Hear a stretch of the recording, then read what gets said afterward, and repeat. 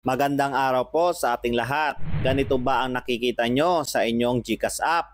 So paano nga ba ayusin ang problema na ito? So dito makikita po natin dito na kailangan natin maghintay ng 4 na oras bago tayo mag-login. O di kaya mas nakakabuti po na maghintay po tayo ng isang araw bago po tayo mag-login sa ating GCash app.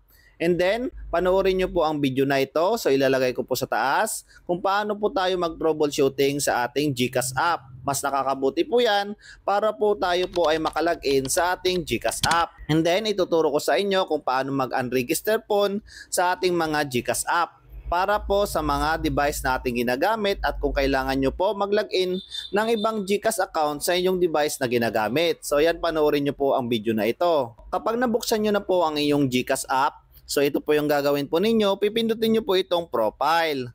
And then kapag nandito po kayo sa profile, pindutin nyo po itong settings. Dito sa may settings, makikita po natin ang account secure. So ayan po, nandito po tayo sa may account secure. And then makikita po natin yung mga nakaregister po sa ating device na ginagamit. So una, pindutin nyo po itong arrow down na ito para po ma-unregister po natin ang ating GCash sa ating device na ginagamit. Para gawin po yon, ito po yung pipindutin nyo po, unregister phone.